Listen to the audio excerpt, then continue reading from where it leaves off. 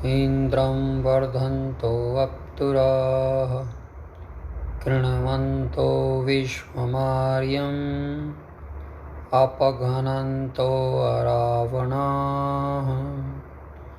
ओम। सभी को नमस्ते जी।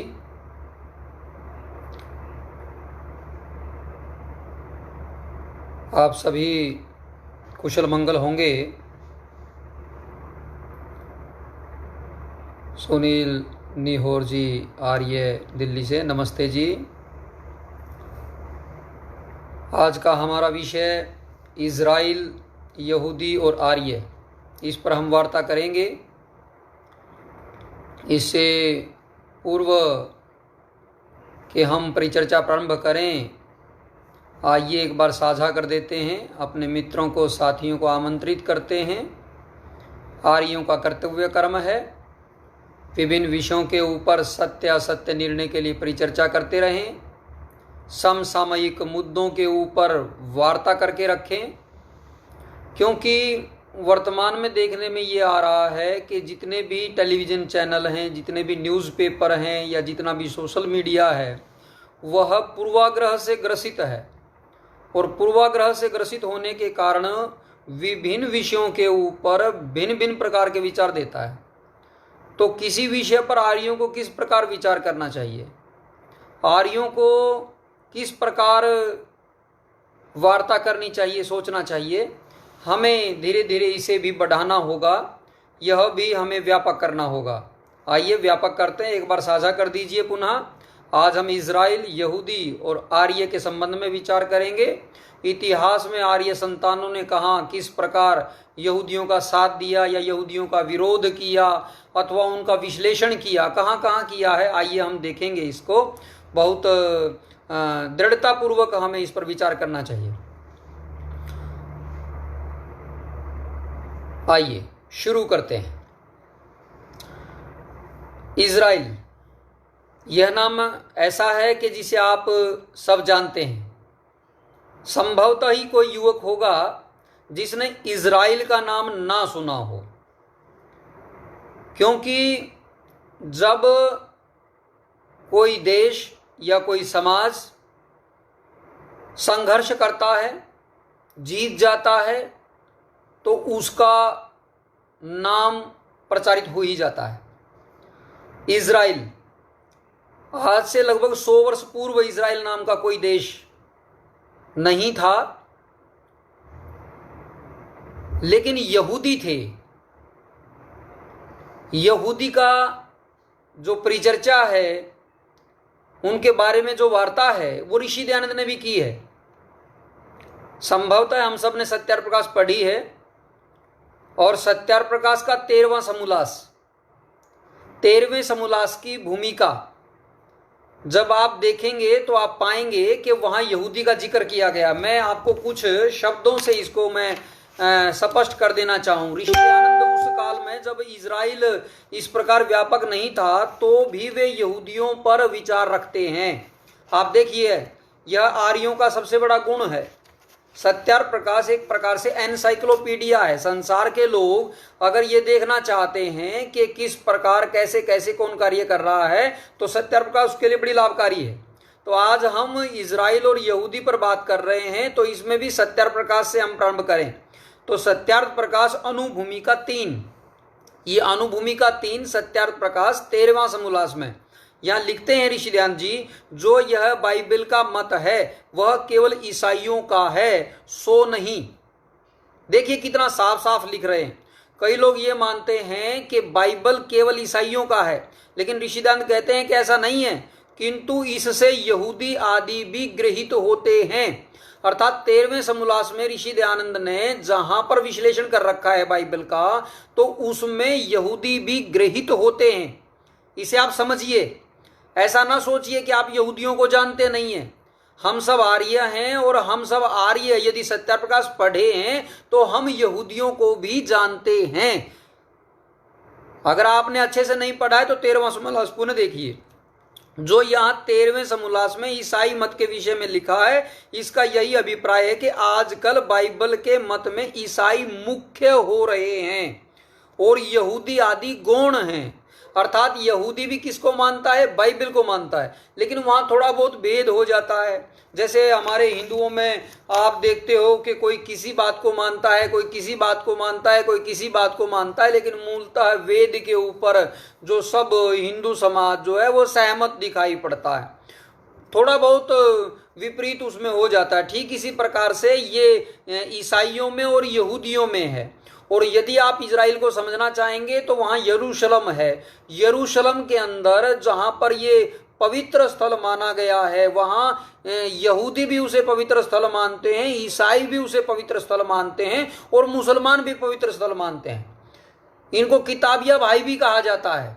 ये मुसलमान, ये ईसाई और ये यहूदी, ये एक समुदाय से बन करके अलग अलग हुए और अलग अलग होकर के किसी ने कुछ थोड़ा सा अंतर कर लिया, किसी ने कुछ थोड़ा सा अंतर कर लिया, और इस प्रकार से ये कुरान, बाइबल, और बाइबल के अंदर 2 प्रकार के टेस्टामेंट हैं। आपने देखी हो बाइबल, तो हमें पढ़नी जरूर चाहिए। आर्यों को अधिक से अधिक उसे पढ़ना चाहिए।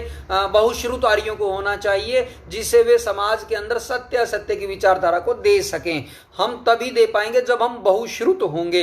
हाँ, विभिन्न मतांतरों की पुस्तकों को पढ़ने से पहले सर्वप्रथम क्या पढ़ना है? सत्यार्थ प्रकाश। आप सत्यार्थ प्रकाश सर्वप्रथम पढ़ लें। सत्यार्थ प्रकाश के पढ़ने से पहले 10 समोल्लास जब आप पढ़ लेते हैं तो 10 समोल्लास के अंदर आर्य विचारधारा स्पष्ट हो जाती है। और जब इस आर्य विचारधारा के ऊपर आप स्थिर हो जाते हो, आरूढ़ हो जाते हो, उसके आप विश्लेषणात्मक रूप से आप एकादश समोल्लास, फिर 12वां, फिर 13वां, फिर 14वां समोल्लास आप पढ़ सकते हैं। और पढ़ने के बाद आप क्या कर सकते हैं कि विभिन्न मतांतरों की पुस्तकों को, विभिन्न मतांतरों के जो ग्रंथ हैं उनको आप पढ़ें और उनका विश्लेषण करें। ये आर्यों का मुख्य कर्तव्य कर्म है, ये हमें करना चाहिए। तो आज हम विश्लेषण करेंगे यहूदी का।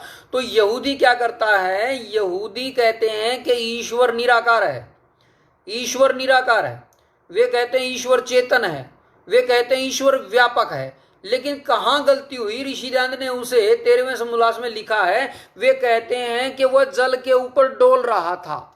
वे कहते हैं कि जब वह सर्वव्यापक है तो वह डोल कैसे रहा था? जब वह निराकार है वह डोल कैसे रहा था? तो यहां जो विभेद है ईश्वर के संबंध में, आर्यों की विचारधारा और यहूदियों की विचारधारा, ये दोनों में भेद है। इसे आपको समझना पड़ेगा। कई लोग ये समझते हैं कि देखो वे भी तो इस प्रकार का है कि वो संघर्ष कर रहे हैं, लेकिन आपको ये देखना पड़ेगा ये संप्रदाय है। चाहे आप यहूदी कहिए, ईसाई कहिए, मुसलमान कहिए, ये संप्रदाय है, यह आर्य व्यवस्था नहीं है। अभी वो क्या कह रहे हैं कि ये स्थान हमारे लिए पवित्र है। आर्यों के लिए तो सारी धरती पवित्र है। वो कहते हैं कि हमारा एग्रीमेंट हो रखा है कि इजराइल जो है वह ईश्वर ने हमें, जो गॉड है वही गॉड ने हमारे को गिफ्ट किया है इजराइल, और इजराइल में ये यरूशलेम है, ये हमारा पवित्र स्थल है। अब ऋषि दयानंद ने तीर्थ की परिभाषा देते हुए क्या कहा कि आप स्थान को तीर्थ मत मानो। आप स्थान को तीर्थ मानोगे तो गड़बड़ हो जाएगा। लेकिन आर्यों के अंदर भी देखने में आता है, कोई कहता है टंकारा एक तीर्थ हो गया है, कई लोग कहेंगे कि अजमेर एक तीर्थ हो गया है, कई लोग कहेंगे कि जहां पर अंतिम श्वास लिया ऋषि दयानंद ने वो एक तीर्थ हो गया है। कई लोग ढूंढते रहते हैं कि यहां पर ऋषि दयानंद ने बैठ करके उपासना की थी, अब ये तीर्थ हो गया है। ये इस प्रकार की जो मानसिकता है ये संप्रदाय की मानसिकता है, ये आर्य की मानसिकता नहीं है। हमें इसको समझना पड़ेगा। जैसे अभी लोग कहते हैं, जो मतांतर वाले शुरू हो जाते हैं, तो अपने जो पूर्वज आदि है उनका एक एक पॉइंट को कि यहां से गए थे, यहां से आए थे, इस प्रकार वे करते हैं। लेकिन आर्यों का साफ साफ और स्पष्ट है कि यहूदी और आर्य का जो विश्लेषण है ऋषि दयानंद ने 13वें समोल्लास में कर रखा है, और यहूदियों को आमंत्रित किया हुआ है कि यहूदियों आओ, वेद पथ पर आओ। वेद पथ ही सच्चा ईश्वर का पथ है, वेद पथ ही सच्चा जो मार्ग है, इस पर चल करके ही मनुष्य जन्म सफल हो सकता है। ये भाव ऋषि दयानंद ने 13वें समोल्लास में रखे। आर्य लोगों ने पुरुषार्थ किया, धीरे धीरे अपना सामर्थ्य बढ़ाया, लेकिन यहूदियों ने भी अपना एक सामर्थ्य बढ़ाया। उस काल में यहूदी इतने सबल नहीं थे, लेकिन प्रथम विश्व युद्ध, जब प्रथम विश्व युद्ध आता है तो यहूदी ब्रिटेन को समर्थन करते हैं। आर्मेनिया दुनिया जो है, जो विपरीत चल रहा है ब्रिटेन के, तो वहां पर कब्जा उनका उस रूप में ओटोमन साम्राज्य का, तुर्की का वहां पर बना हुआ है, तो वहां पर उनके खिलाफ में वे कार्य करते हैं। तो आपको एक बात ध्यान में आ रही होगी, प्रथम विश्व युद्ध के समय पर गांधी जी ने तुर्की का समर्थन किया था, जिसे हम खलीफा कहते हैं। तो खलीफा की सल्तनत के लिए जो है मुसलमान ये कह रहे थे कि ब्रिटेन जो है उनके ऊपर अत्याचार कर रहा है। लेकिन ब्रिटेन ने क्या किया, प्रथम विश्व युद्ध में इजरायली से कहा कि हम आपको आपका देश दे देंगे, जहां पर आप चाहेंगे हम वहां पर आपका एक देश बना करके देंगे। तो यहूदियों ने ब्रिटेन का साथ दिया। तो यहूदियों ने जब ब्रिटेन का साथ दिया तो ब्रिटेन आदि सब मित्र जो देश थे वे जीत गए प्रथम विश्व युद्ध। और जब प्रथम विश्व युद्ध जीत गए तो अधिक से अधिक इजरायली जो लोग, यहूदी लोग थे, वो इजराइल में, जिसको हम फिलिस्तीन कहते हैं, फिलिस्तीन क्या है, फिलिस्तीन के ऊपर कब्जा कर लिया गया। फिलिस्तीन के ऊपर कब्जा किया मुसलमानों ने कब्जा किया। वे क्या कहते हैं कि जी पहला हमारा पवित्र स्थल मक्का है। कुछ लोग कहते हैं वे मूर्ति पूजक नहीं है, ये मूर्ति पूजा का ही एक रूप है। जब व्यक्ति ये कहता है कि ये मेरा पहला पवित्र स्थल है, ये मेरा दूसरा पवित्र स्थल है, ये मेरा तीसरा पवित्र स्थल है। ऋषि दयानंद कहते हैं कि मुसलमान आदि जो हैं वे बड़े मूर्ति पूजक हैं, और जो ये हिंदू आदि हैं ये छोटे मूर्ति पूजक हैं। लेकिन जब आर्य लोग बात करते हैं तो ये हिंदू कहता है कि नहीं हमारे बारे में बोला जा रहा है, जबकि ऋषि दयानंद कह रहे हैं कि आप तो केवल अनुसरण कर रहे हो मुसलमानों का और ईसाइयों का। तो उन्होंने क्या किया, यरूशलेम के ऊपर जो है कब्जा मुसलमानों ने किया हुआ था, ओटोमन साम्राज्य, उसको धीरे धीरे खरीदारी शुरू कर दी। पैसे के बल पर जो यहूदी लोग हैं वे फिलिस्तीन पहुंचे, और फिलिस्तीन में उन्होंने धीरे धीरे जमीन खरीदना प्रारंभ कर दिया। ब्रिटेन में ने उसमें विशेष सहायता किया, ब्रिटेन ने उनको संरक्षण प्रदान किया। यह चलता रहा द्वितीय विश्व युद्ध के प्रारंभ होने तक। और जब द्वितीय विश्व युद्ध शुरू होता है तो उस समय के ऊपर भी जो हिटलर है, आप इसको देखिए, गांधी ने तुर्की का साथ दिया था, और यहूदियों ने ब्रिटेन का साथ दिया था। और ब्रिटेन का साथ दे करके जो उन्होंने, यहूदियों ने अपनी जो जगह ले ली। लेकिन हमारे लोगों ने क्या किया, हमारे लोगों ने ब्रिटेन का विरोध करके तुर्की का साथ दिया, और तुर्की का साथ दे करके जो असहयोग आंदोलन आदि चलाया, उस समय पर मुसलमानों के समर्थन में खड़े हो गए। तो हमारे लोग मुसलमान के समर्थन में खड़े थे, और जो यहूदी थे वो ईसाइयों के समर्थन में, अर्थात ब्रिटेन के समर्थन में खड़े थे, और उन्होंने अपना एक देश ले लिया, उन्होंने अपना एक देश बना लिया। हम लोग इस प्रकार नहीं कर पाए कि हम ये कर पाए कि आर्यों का अपना एक राज्य होना चाहिए। आर्यों की संख्या उस समय के आसपास लगभग 20 लाख के आसपास होगी। यहूदी भी कुछ अधिक ना थे, यहूदियों की जनसंख्या भी कुछ ज्यादा नहीं थी। आज भी यहूदियों की जो कुल जनसंख्या है वह 1.4 करोड़ 14 मिलियन जिसको हम कहते हैं, 1.4 करोड़ है यहूदियों की जनसंख्या। आर्यों की जो जनसंख्या ऋषि दयानंद के अनुसार जो बढ़ना चाह रहे थे, उनकी जनसंख्या भी उस समय पर 1920 के आसपास में ऐसी हो गई थी कि वे लोग भी कहीं ना कहीं एक राज्य की, एक स्टेट की मांग कर सकते थे। हालांकि हम कहते हैं कि बड़ौदा का सम्राट ऋषि दयानंद का शिष्य था, हम ये कहते हैं कि ये उस प्रकार का, लेकिन हम कोई योजनाबद्ध तरीके से, जो ऋषि दयानंद ने परोपकारिणी सभा बनाई, परोपकारिणी सभा बना करके उन्होंने कहा कि देश देशांतर में ये भेजेगी, और उसमें राजाओं को उन्होंने परोपकारिणी सभा में सहयोगी बनाया, और सहयोगी बना करके ये इच्छा किया कि हम धीरे धीरे संपूर्ण विश्व के अंदर जो है वेद का प्रतिस्थापना करेंगे, प्रत्येक प्रांत तक, प्रत्येक नगर तक, विश्व के कोने कोने तक हम पहुंचेंगे, और ये फैलाव होता जाएगा और आर्य विचारधारा बढ़ेगी। लेकिन यहूदियों ने क्या कहा कि यहूदियों ने कहा कि पहले एक देश हमारा हो जाए, और फिर हम प्रचार तो करते ही रहते हैं, संसार में तो हमारा फैलाव है ही, वो तो हम करेंगे ही करेंगे। तो उन्होंने एक इजराइल नाम का एक देश जो है वो बना लिया। और जो द्वितीय विश्व युद्ध में क्या हुआ, दूसरे विश्व युद्ध के अंदर भी वह ब्रिटेन आदि के साथ यहूदी खड़े थे। उस समय के ऊपर जो हिटलर है, हिटलर यहूदियों के ऊपर अत्याचार कर रहा था। हिटलर ने जो है यहूदियों को पूरा कंसंट्रेशन कैंप्स बना रखे थे, उनको मारा जा रहा था, ये सारा कुछ वहां चल रहा था। लेकिन अपने आप को आर्य कह रहा है हिटलर, वहां आर्य कह रहा है हिटलर, और यहां पर गांधी भी ब्रिटेन के खिलाफ है, उसने भारत छोड़ो आंदोलन किया। हिटलर भी वही कर रहा है और यहां गांधी भी वही कर रहा है, और इधर से सुभाष चंद्र बोस भी जो है हिटलर से सहयोग ले रहे हैं। यहां ये हुआ, यहां होते होते वहां क्या हुआ, यहूदियों ने जब युद्ध समाप्त हुआ, पहले हमें एक बात समझनी चाहिए, जब भी कोई युद्ध होता है तो युद्ध को किसी आपदा की तरह नहीं, अपितु उसमें का लाभ कैसे लिया जाना चाहिए, किस प्रकार इस युद्ध का लाभ रणनीतिक रूप से, राजनीतिक रूप से हमें होगा, उस रूप में देखना चाहिए। आज के समय में कोरोना है, कोरोना भी एक प्रकार का युद्ध चल रहा है। बहुत से लोग कोरोना कोरोना कोरोना कोरोना करते रहते हैं। कोई कहता है कोरोना कारण चीन है, कोई कहता है कोरोना कारण, ये कोरोना कोरोना पर ही विवाद चलता रहता है। यह विचार करना चाहिए कि इस कोरोना के समय पर हम आर्य संगठन को सुदृढ़ कैसे बना करके रखेंगे, और आर्य संगठन को सुदृढ़ बना करके इसके बाद जो विजयी होगा, इसके बाद जो आगे, उससे हम क्या लाभ ले सकते हैं, किस प्रकार हम आर्यत्व को बढ़ा सकते हैं, किस प्रकार हम समाज में फैलाव कर सकते हैं। तो ये यहूदियों ने किया, हमें ये उनसे सीखना चाहिए। इसमें कोई दो राय नहीं है कि वे सांप्रदायिक हैं, इसमें कोई गलत बात नहीं है कि वे मतलब मैं ये कहूं कि वे संघर्ष कर रहे हैं, वे संघर्ष कर रहे हैं, हमें सीखना चाहिए। आर्यों को वेद की विचारधारा पर खड़े होना है, आर्यों को ऋषियों की विचारधारा पर खड़ा होना है। हमारा साहित्य निश्चित है, हमारे साहित्य में कोई ज्यादा फेरबदल नहीं है।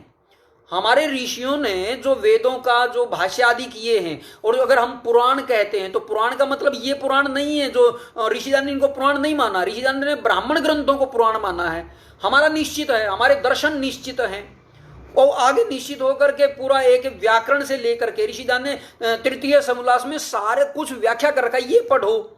अभी तो मुझे लगता है सत्यार्थ प्रकाश भी आर्यों को वर्तमान में समझनी पड़ेगी। किसी भी गुरुकुल में सत्यार्थ प्रकाश को पढ़ाया नहीं जाता। मैं बड़ा आश्चर्यचकित होता हूं, लोग कहते हैं कि वहां अष्टाध्यायी पढ़ाई जा रही है, लोग कह रहे हैं कि वहां महाभाष्य पढ़ाया जा रहा है। वे अष्टाध्यायी तो पढ़ रहे हैं, लेकिन उन्होंने ऋषि के मंतव्यों को नहीं समझा, उन्होंने ऋषि के मंतव्यों को नहीं जाना। तो सर्वप्रथम सत्यार्थ प्रकाश तो पढ़नी चाहिए, आर्योदेश्य रत्नमाला तो पढ़नी चाहिए।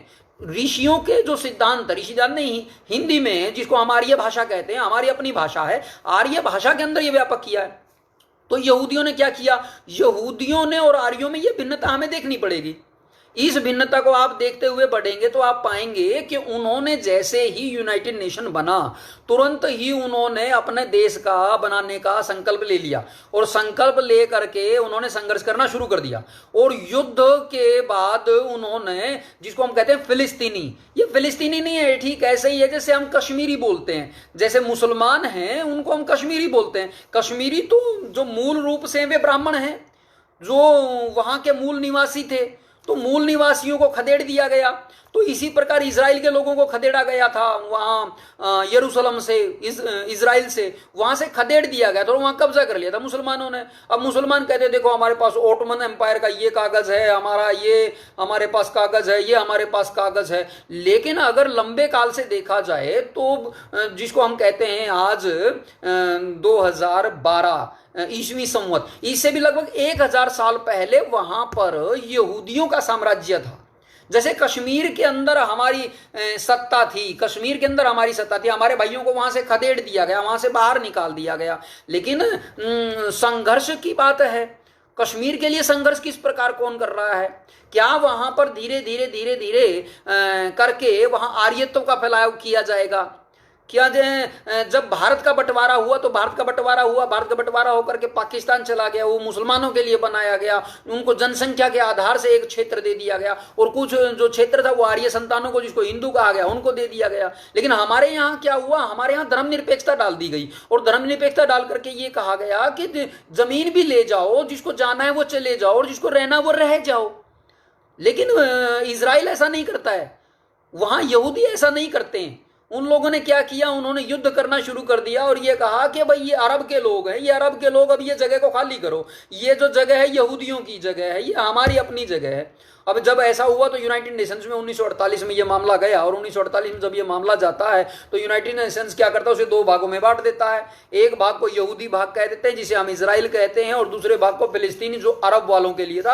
अर्थात एक अरब का साम्राज्य और एक इजराइल का साम्राज्य, 2 साम्राज्य वहां पर बन जाते हैं। और जो यरूशलेम है, यरूशलेम को यूनाइटेड नेशंस अपने अंतर्गत ले लेता है। वो ये कहता है कि भाई ना ये तेरा है ना ये मेरा है, हम इसकी सुरक्षा करेंगे, क्योंकि यह ईसाइयों के लिए भी पवित्र है, यह मुसलमानों के लिए भी पवित्र है और यह जो है यहूदियों के लिए भी पवित्र है, इसलिए इसकी सुरक्षा हम करेंगे, बाकी आप अपना अपना साम्राज्य चलाओ। लेकिन इसको अरब देशों ने नहीं माना।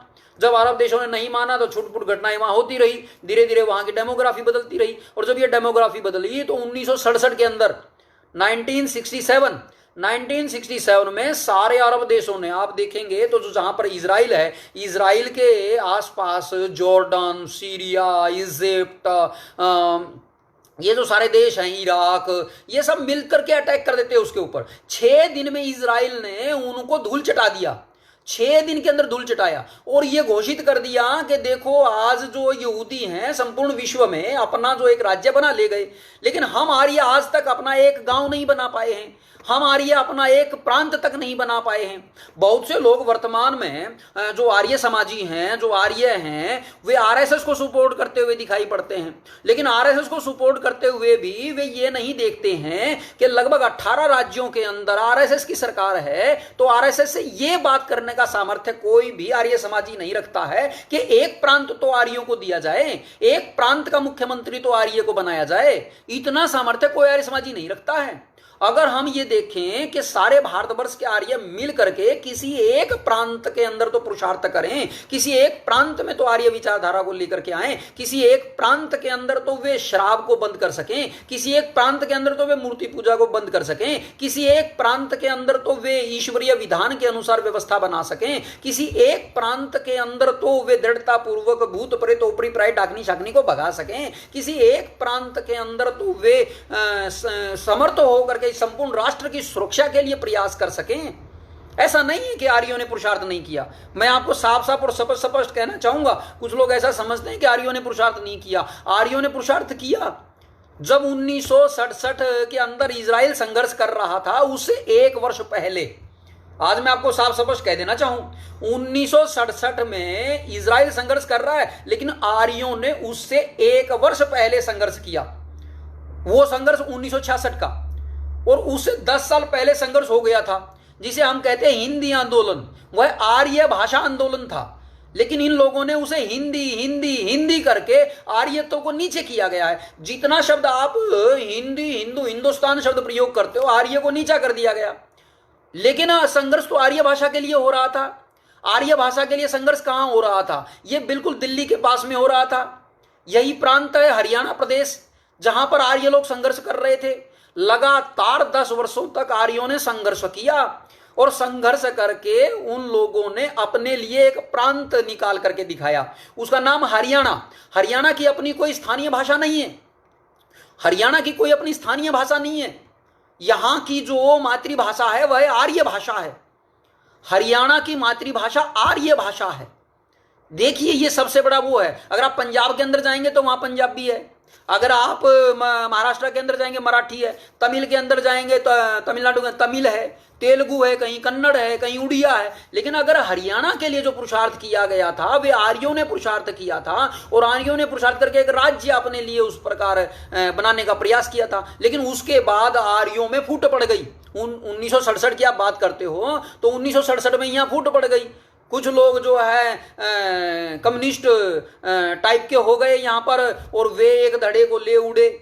और दूसरा धड़ा आप बात करते हो कि जिस समय यह संघर्ष किया गया था, उस समय के ऊपर जो जनसंघ था, जो जनसंघ बनाया गया था 1967 में, पूरे हरियाणा प्रदेश, पूरा जो उत्तर भारत के जो आर्य लोगों ने संघर्ष करके जनसंघ को बहुत ऊंचे लेवल पर ले गए थे। और ऊंचे स्तर पर ले जा करके बलराज मधोक, आपने नाम सुना होगा, तो बलराज मधोक ने आर्य विचारधारा के अनुसार सारे भारतवर्ष में प्रचार प्रसार करने की योजना बनाई। लेकिन जब जो सीटें लगभग 60-70 के आसपास जो सीटें आई थी उस समय के ऊपर, जैसे आज बंगाल के अंदर बीजेपी की सीटें आई हैं, लगभग 77 सीटें आई हैं, तो बीजेपी की जैसे बंगाल के अंदर सीटें आई हैं, एकदम कहते 40% जो है इस प्रकार वोट मिला, ठीक इसी प्रकार से उस समय पर यहां ऐसा हुआ था। तो उत्तर भारत के अंदर आर्यत्व के प्रचार का तीव्र गति से एक योजना बनती हुई दिखाई दे रही थी, लेकिन उसको एकदम खत्म कर दिया गया। और वो खत्म कैसे किया गया कि जनसंघ के महासचिव के पद से बलराज मधोक को हटा दिया गया। अब जैसे ही बलराज मधोक को हटाया गया तो पुनः शुरुआत शुरू से करनी थी, लेकिन वह पुनः शुरुआत शुरू से नहीं हो पाई, वह संघर्ष नहीं हो पाया।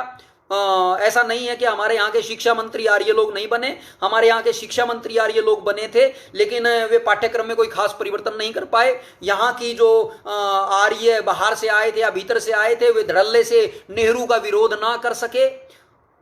जिस प्रकार का संघर्ष आज दिखाई पड़ता है केंद्र के अंदर और राज्यों के अंदर, दोनों बिल्कुल आमने सामने खड़े हो जाते हैं, उस समय के अंदर वह आमने सामने खड़े होने का सामर्थ्य आर्यों के अंदर दिखाई नहीं पड़ा।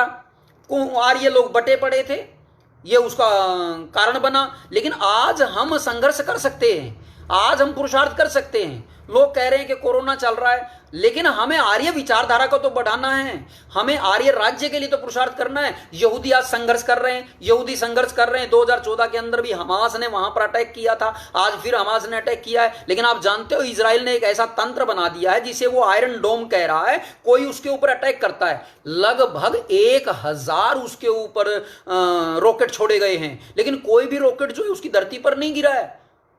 कुछ को छोड़ करके केवल 3 व्यक्ति की जो है उसमें मौत हुई है, 2 इजराइल के और 1 भारत का है। सौम्या संतोष जो वहां पर सेवाएं दे रही थी, वहां पर सर्विसेज के लिए वहां गई थी, एक उसका देहांत हुआ है। आप इस चीज को समझिए, वह देश आज विश्व के अंदर सिर उठा करके खड़ा है और इतनी उच्चता के साथ, वैज्ञानिकता के साथ विभिन्न जो हथियार आदि उसने बना लिए हैं। अगर आर्यों का राज्य होता तो आर्य भी दृढ़तापूर्वक पुरुषार्थ करते। ठीक है, हमारी जो सुरक्षा का है वह देश के हाथ में है, हम कम से कम एक राज्य तो होते। देश का पुरुषार्थ करने का ऐसा नहीं है कि देश के बाहर हमने फिजी के अंदर हमने प्रचार नहीं किया हो, हमने सूरीनाम के अंदर प्रचार नहीं किया हो। महेंद्र चौधरी फिजी के अंदर वहां प्रधानमंत्री बनता है, 40% जो आबादी है वहां भारतीय मूल की है, वे आर्यों के वंशी वहां पर पहुंचे। वैसे तो चाहे मुसलमान है, ईसाई है, चाहे यहूदी है, ये सारे के सारे आर्य संतान हैं, लेकिन एक सिद्धांत की विचारधारा को लेकर के बढ़ने वाले वे लोग थे। ऋषि दयानंद के भाव को उन लोगों ने स्वीकार किया था। अगर हम समर्थ रूप से एक राज्य पर होते, हम कोई इतना पुरुषार्थ कर लिए होते, हम महेंद्र चौधरी का साथ दे रहे होते। महेंद्र चौधरी दिल्ली के अंदर है और रोहतक के अंदर जो है कोई सहयोग उसको नहीं मिला। इस प्रकार का हमें इसे सोचना पड़ेगा। आज आर्यों दृढ़तापूर्वक विचार करो, आप अपने अपने गांव में आर्य संगठन बनाओ, अपने लोगों को बताओ कि भाई आप आर्यों की संतान हो। चाहे आप किसी भी वर्तमान में जाति मानी जाती है जिसको संविधान के अंदर लिख दिया गया है कि ये जाति के अंतर्गत आप आते हो, चाहे आप भारत के अंदर अगर मुसलमान भी है तो ये मुसलमान जो बने हैं वे आर्यों से ही जो है कन्वर्ट होकर के बने हैं, और कन्वर्ट होकर के क्या बने हैं, वे तलवार के बल पर बनाए गए थे। हम अगर सिद्धांतिक रूप से भी देखेंगे तो किसी भी सिद्धांत में मुसलमान, ईसाई, यहूदी हमसे आगे नहीं है। सिद्धांत हमारे सर्वोत्तम हैं, सिद्धांत हमारे सार्वजनीन हैं, सार्वकालिक हैं। इन सिद्धांतों को हम पढ़ें और पढ़ाएं, अधिक से अधिक प्रचार करें, तो निश्चित जानो हम इन यहूदियों को और इन मुसलमानों का जो वहां पर आपस में युद्ध चल रहा है, हमास का और इजराइल का, ऐसी चीजों को भी हम रोक सकते हैं।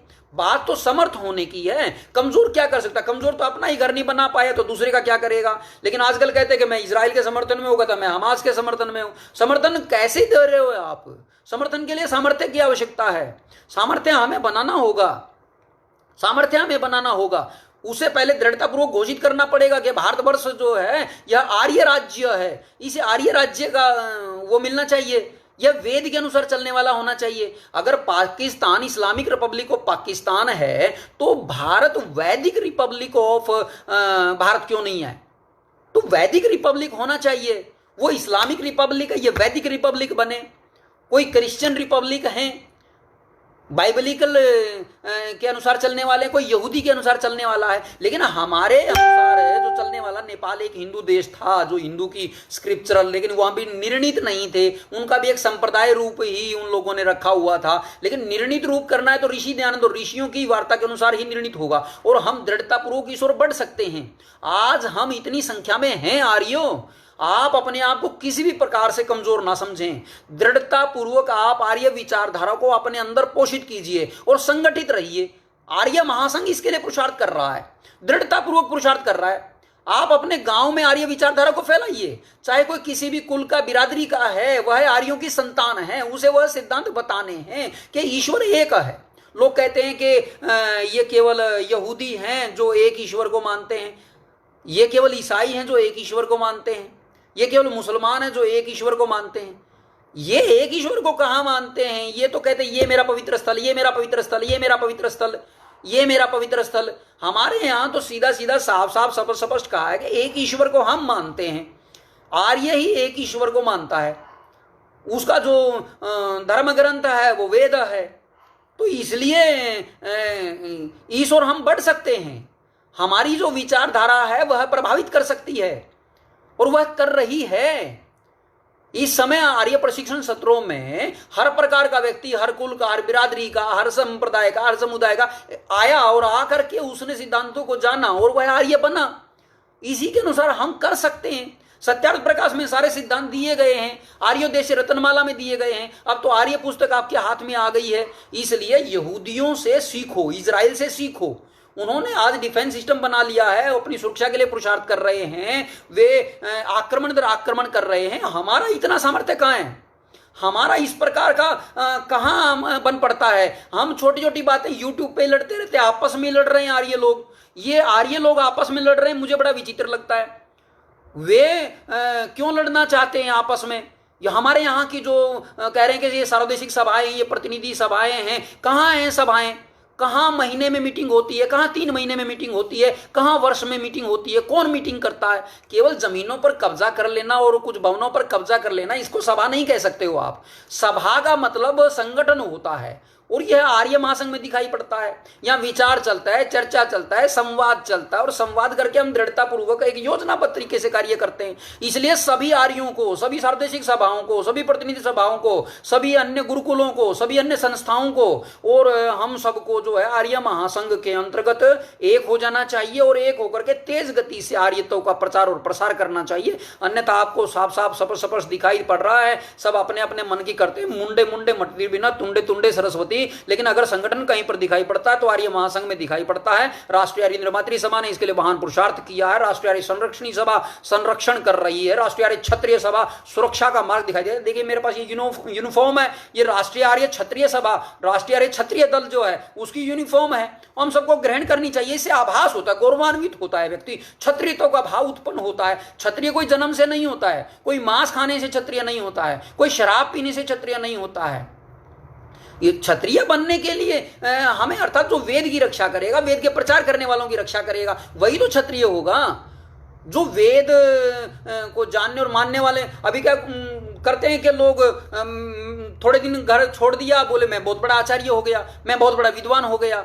विद्या से विद्वान होता है, घर छोड़ने से नहीं होता है, कटी वस्त्र बांधने से नहीं होता है, गेरवा वस्त्र धारण करने से नहीं होता है, विद्या से होता है। और विद्या का ये जो प्रकल्प है ये लंबे दृढ़तापूर्वक चला आ रहा है, और एक पीढ़ी दर पीढ़ी जो चला आया है उसी के अंतर्गत आचार्य परमदेव मीमांसक जी ने पुरुषार्थ किया है, उसी में आचार्य हनुमत प्रसाद जी पुरुषार्थ कर रहे हैं। हमें इस पुरुषार्थ को बल प्रदान करना है। निश्चित जानिए हम संपूर्ण विश्व के अंदर एक आर्य राज्य दे सकते हैं, हम एक आर्य राष्ट्र दे सकते हैं। हम इसके लिए पुरुषार्थ करें, भारतवर्ष को आर्य राष्ट्र बनाया जा सकता है, और इसी संविधान के अंतर्गत बनाया जा सकता है। कई लोग कहते हैं नहीं ये तो डेमोक्रेसी है, डेमोक्रेसी में ऐसा नहीं हो सकता, वैसा नहीं हो सकता। कैसा नहीं हो सकता है? आप पुरुषार्थ तो कीजिए। यह भारत की जनता है, आज भी इसकी जो श्रद्धा है वो यज्ञ के प्रति है, आज भी इनकी श्रद्धा जो है वेद के प्रति है, आज भी इनकी श्रद्धा जो है ऋषियों के प्रति है। आप उनकी जो श्रद्धा आस्था है उसी के अनुसार उनको शिक्षित कीजिए। शिक्षित करना हमारा काम है। आर्य समाज का यही कार्य है, आर्य संगठन का यही कार्य है, प्रत्येक आर्य का यही कार्य है। और ऋषि दान ने तीसरे समास में साफ साफ लिखा है, वेद सब सत्य विद्याओं का पुस्तक है। वेद का पढ़ना पढ़ाना सुनना सुनाना सब आर्यों का परम धर्म है। संभव है आपने वेद नहीं पढ़ा है, मैंने वेद नहीं पढ़ा है, लेकिन वेद के पथ की ओर जो हमारे को बढ़ा रही है सत्यार्थ प्रकाश, वह तो हमने पढ़ा है। नहीं पढ़ा है तो पढ़ लीजिए, सत्यार्थ प्रकाश को पढ़िए। सत्यार्थ प्रकाश एक मार्गदर्शन ग्रंथ है। इस मार्गदर्शक ग्रंथ को आप पढ़ेंगे और पढ़ाएंगे, सीखेंगे और सिखाएंगे। जितना ज्यादा पढ़ें पढ़ाएं और जितना ज्यादा सीखे सिखाएंगे, लाभ ही लाभ मिलने वाला है। इसलिए प्रतिदिन मैं तो पुनः आपसे अनुरोध करूंगा, मैं रोज रोज अनुरोध कर रहा हूं, आप दृढ़ता पूर्वक जो है सिद्धांतों को जानिए, स्वाध्याय कीजिए। कोई शंका है आप मेरी कमेंट में लिख सकते हो, आप मेरे को आप व्हाट्सएप कर सकते हो, आप अन्य साधनों से फोन आदि भी आप कर सकते हो। 24/7 उपलब्ध हैं हम, और मैं अकेला नहीं हूं, हजारों आर्यगण उपलब्ध हैं जो प्रवक्ता हैं, प्रचारक हैं। हजारों आर्यगण जो आचार्य गुरुकुल आदि से जो प्रशिक्षित हुए हैं वे हजारों की संख्या में हैं। आप अपने निकट के किसी भी आर्य से बात कर सकते हैं। कम से कम हम अपने ग्राम का आर्य ग्राम बनाएं, हम अपने आर्य जनपद को आर्य जनपद बनाएं, हम अपने राज्य को आर्य राज्य बनाएं, और हम अपने पूरे भारतवर्ष को आर्य राष्ट्र बनाएंगे। यह भारत आर्य भारत बने, इसके लिए हमें पुरुषार्थ करना पड़ेगा। हम और आप पुरुषार्थ कर सकते हैं। संविधान के अंदर वहां लिख रखा है इंडिया दैट इज भारत, वहां लिखा जाना चाहिए भारत दैट इज आर्यावर्त। और भारत दैट इज आर्यावर्त होगा तो निश्चित जानिए धीरे धीरे पुरुषार्थ तो कीजिए, कहिए तो, किसी से आग्रह तो कीजिए। आग्रह ही नहीं कर रहे हैं आर्य लोग, केवल चाटुकारिता कर रहे हैं। सारा दिन नेताओं की चाटुकारिता करते हैं। जहां जिस राज्य के अंदर जिसकी सत्ता होती है उसी की चाटुकारिता शुरू कर देते हैं। मैं आपसे अनुरोध करना चाहता हूं, आर्यों का काम चाटुकारिता नहीं है। ऋषिदान ने लिख रखा है, आप प्रतिदिन ईश्वर स्तुति प्रार्थना उपासना मंत्र पढ़ते हैं और उसमें लिखते हैं कि ईश्वर ही हमारा राजा है, ईश्वर ही हमारा आचार्य है, ईश्वर ही हमारा न्यायाधीश है, ईश्वर हमारा राजा है, ईश्वर हमारा आचार्य है, ईश्वर हमारा न्यायाधीश है। वह ये सत्ताएं बदलती रहती हैं, परिवर्तनीय हैं, लेकिन ईश्वर कभी परिवर्तित नहीं होता है। वह सदा एक रस है। वह कल भी हमारा राजा था, वह आज भी हमारा राजा है और कल भी हमारा राजा रहेगा। वह कल भी हमारा न्यायाधीश था, आज भी हमारा न्यायाधीश और कल भी हमारा न्यायाधीश रहेगा। वह कल भी हमारे साथ था, आज भी हमारे साथ है, कल भी हमारे। और आर्य ईश्वर पुत्र, आर्य ईश्वर का पुत्र होता है। और ईश्वर ने कहा है हम भूमि मत दाम आर्याय, मैं ये भूमि आर्यों को दे रहा हूं, मैं ये भूमि आर्यों को दे रहा हूं। और यह भूमि का मतलब इजराइल की तरह कोई यरूशलेम नहीं है, छोटा सा प्रदेश नहीं है, संपूर्ण धरा की बात कह रहे हैं। संपूर्ण धरा आर्यों को यह अनुबंध हुआ है, यह अनुबंध है आर्यों के बीच में और ईश्वर के बीच में। किसी भी कोर्ट के अंदर इसको रखा जा सकता है। यह भूमि आर्यों की भूमि है, इसके लिए हम संघर्ष करेंगे। केवल यरूशलेम के लिए थोड़े से के लिए संघर्ष करना और हमने आयरन डोम बना लिया, हम सुरक्षा कर रहे हैं, इस संपूर्ण धरती की सुरक्षा कौन करेगा? संपूर्ण धरती की सुरक्षा कौन करेगा? जलवायु जो है इतना परिवर्तित हो गया है पिछले 50 साल के अंदर, लगभग 70% जो हमारा पशु है, पक्षी है, जो उनको खा लिया गया है। इसके बारे में कौन सोचेगा? क्या इसके बारे में यहूदी सोच रहे हैं? क्या इसके बारे में इजराइल सोच रहा है? नहीं सोच रहा है आर्य, केवल आप ही सोच रहे हो। इस धरा के अंदर जलवायु को अगर कोई व्यवस्थित कर सकता है आप कर सकते हो। इस संसार के अंदर शांति अगर कोई प्रतिस्थापित कर सकता है तो आप कर सकते हो। इसके लिए आपको अपने भीतर में गौरव और उत्साह लेकर के आना पड़ेगा और आप कर सकते हो। संपूर्ण विश्व के अंदर लोग कहते हैं कि ये शांति का धर्म है इस्लाम का। अभी कल और परसों कह रहे हैं कि ईद आ रही है और वहां पशुओं को जो है हलाल किया जाएगा। ये अभ्यास करते हैं, ये अभ्यास करते हैं काफिरों को मारने का। पशुओं के ऊपर, पक्षियों के ऊपर अभ्यास करते हैं, ये अभ्यास है। आप इसको समझिए। हमें इससे दृढ़ता पूर्वक अपना संगठन बना करके रखना होगा। बिना संगठन के कुछ नहीं होने वाला है। आओ आप और हम संगठन बनाएंगे। सिद्धांत हमारे सर्वोत्तम हैं, सिद्धांत हमारे सर्वोपरि हैं। हम विश्व शांति ला सकते हैं और विश्व शांति के लिए आप और हम प्रार्थना भी करते हैं। ओम देव शांति, अंतरिक्षम शांति, पृथ्वी शांति हम कहते भी हैं, लेकिन उसके लिए संघर्ष कितना करते हैं? केवल हमने संध्या कर लिया, केवल हमने एक थोड़ा सा हवन कर लिया और ये इस प्रकार से हो जाएगा? इस प्रकार से होने वाला नहीं है। इसके लिए आवश्यक है हम सब मजबूती के साथ एक दूसरे के साथ खड़े हो जाएं।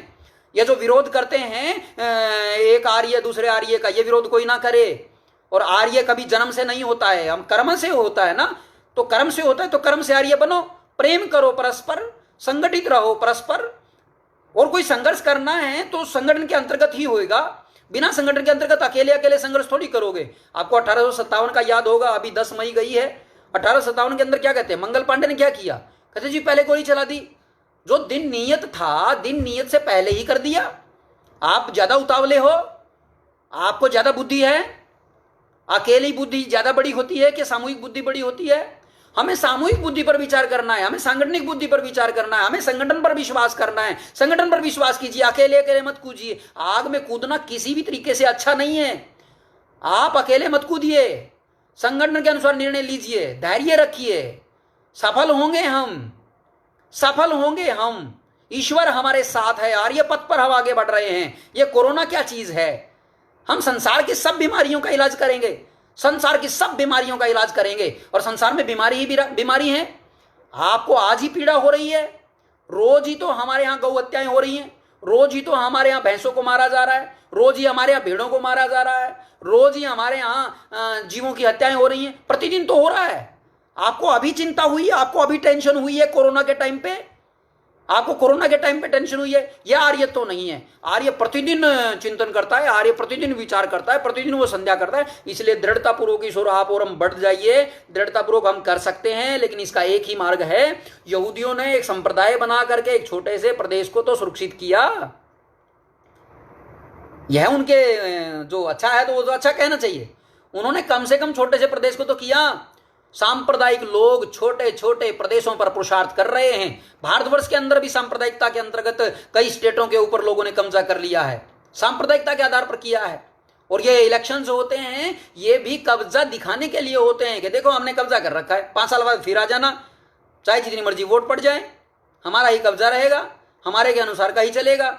ये अलग अलग है। मैं भारत के किसी प्रांत की बात करूंगा तो विषय बहुत उस प्रकार का हो सकता है, इसलिए मैं साफ साफ स्पष्ट कहना चाहूंगा। ये सांप्रदायिक लोग अपने छोटे छोटे छोटे घर घरौंदों को, जैसे कोई घर घरौंदे को बचाता है तो कोई अपने अपने क्षेत्रों को बचाता है, लेकिन आर्यों को तो इस सारी धरती को बचाना है। आर्य वसुधैव कुटुंबकम, उसको बचाने के लिए पुरुषार्थ करें। लेकिन उसके लिए छोटा तो शुरुआत करो, छोटा सा तो शुरुआत करो, अपने मोहल्ले से, अपने गली से, कहीं पंच से, कहीं सरपंच से, कहीं जिला परिषद से, कहीं ब्लॉक समिति से, कहीं एमएलए से, कहीं एमपी से पुरुषार्थ तो करो। आर्यों का सर्वोत्तम विनियोग राजनीति में होता है। राजनीति के आधार से ही संपूर्ण विश्व को संभाला जा सकता है, बिना राजनीति कुछ नहीं। ये भी यहूदियों से सीखो। यहूदियों ने राजनीति की, युद्ध के समय पे राजनीति की, प्रथम विश्व युद्ध में राजनीति की, द्वितीय विश्व युद्ध में राजनीति की। वे राजनीति पर राजनीति करते चले आ रहे हैं। हम भी राजनीति करें। हम राजनीति क्यों छोड़ रहे हैं? जिस समय वे इजराइल बना रहे थे, हम ये लिख रहे थे सार्वदेशिक सभाओं में कि आर्यों को राजनीति नहीं करनी है। क्यों नहीं करनी है आर्यों को राजनीति? कौन है जो लोग राजनीति से आर्यों को मना कर रहे हैं?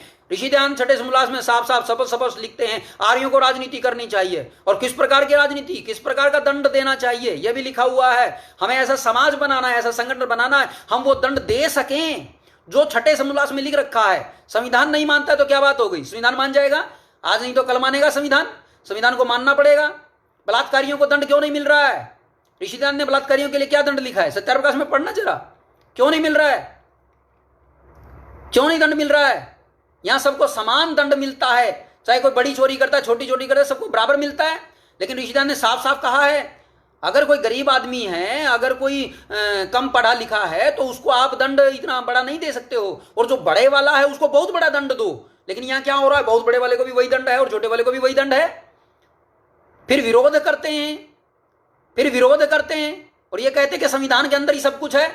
छठे समोल्लास को पढ़ लेना चाहिए संपूर्ण भारतवर्ष को, और यह देख लेना चाहिए कि न्याय व्यवस्था क्या होती है। न्याय व्यवस्था के अनुसार हम बढ़ा सकते हैं। तो आर्यों दृढ़तापूर्वक आप और हम पुरुषार्थ करते हैं और हम कर सकते हैं। यह संभव है आज के समय पर, और आज हमारी संख्या पर्याप्त है। ठीक है, संपूर्ण भारतवर्ष में हम पुरुषार्थ कर सकेंगे ना कर सकेंगे, लेकिन एक राज्य के ऊपर तो पुरुषार्थ करें।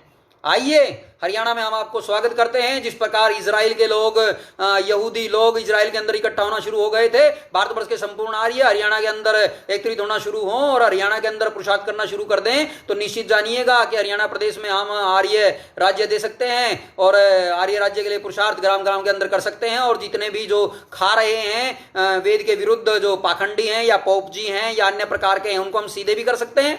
क्यों नहीं कर सकते हैं? जो बात वे संविधान विरुद्ध कर रहे हैं, उसके लिए हमें खुल करके सामाजिक आंदोलन करने चाहिए।